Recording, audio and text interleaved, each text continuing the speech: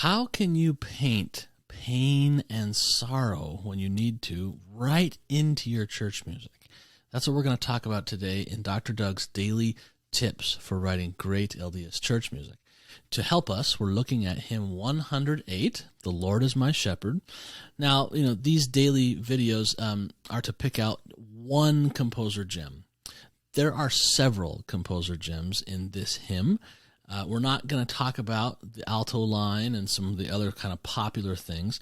I want to zoom in on two spots that help you when you're writing, when you want to give a little bit of the feel, like some angst, some harrowing feelings. Okay, take a look at this first example in the red square here. We are in the key of G major, and we start with these one chords here, and we have more one chords over here, and then eventually we get to this two chord. But look at the bass line right here. So we have G and G, and then we're going to get to A. But in between the G and the A, we get a half step motion up to G sharp, and then another half step up to A. Well, on this G sharp, we get a very special chord. G sharp does not belong to this key signature, but when you get a sharp like this, where does it want to go? It wants to go up. Sharps want to go up, especially sharps that don't belong in the key signature. Okay? So this G sharp wants to go to A. That means it's kind of butting up against the A. We call it tonicizing the A. It's highlighting the A. Okay, but if you build this chord in what I call snowman form, we get G sharp, B, see the B's up here, we get the D, and we get the F natural, which is right here. This chord, have a listen. That's all minor thirds. Minor third, minor third, minor third. When you stack minor thirds on top of each other like that, this is what we call a fully diminished seventh chord, and you give a little circle 7. It's a fully diminished 7 chord.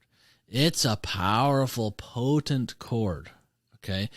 And when you use it, it resolves up by one half step to the next note in the bass, like I was saying before.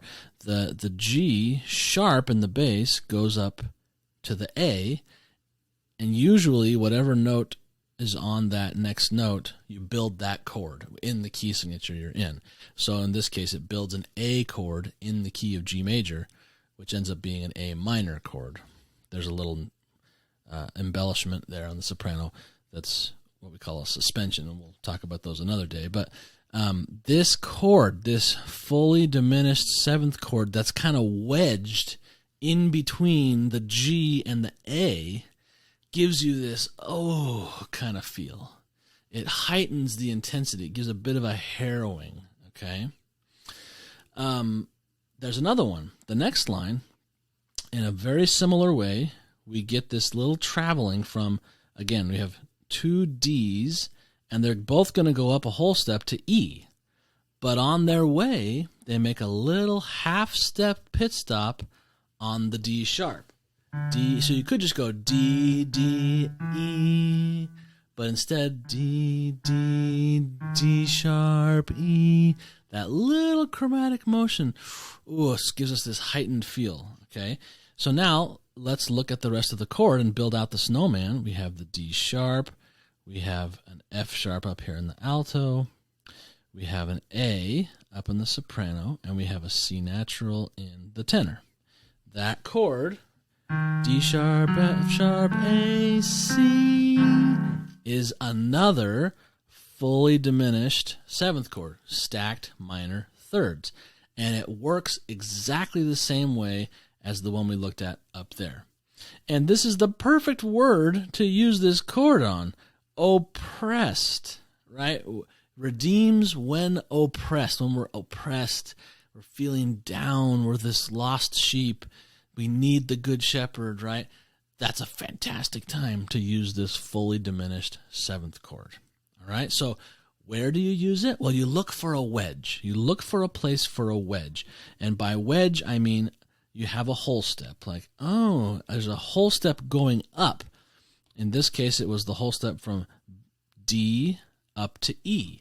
And the upward move of the whole step, but making a pit stop first at the half step, that's where you can build a fully diminished chord and then resolve it to the next chord, and you're going to get that harrowing kind of zinger chord that works very, very well.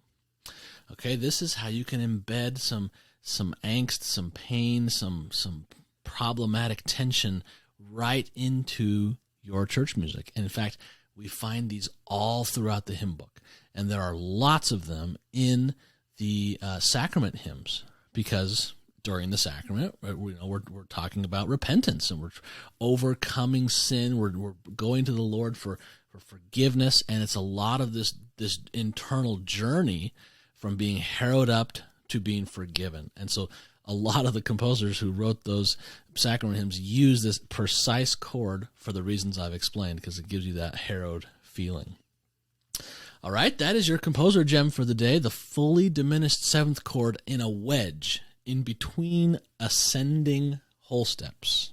All right, it's a great chord. I hope you use it a ton. I love this chord. If you'd like some more free tips like this, head over to latterdaymusiversity.com, where you can get my free 24-page report called The 10 Commandments of Warm, Fuzzy Testimony Music. Lots of foundational ideas and examples of how you can write excellent LDS church music. It's all free. All right, we'll see you tomorrow, and we're going to look at hymn 109. See you then.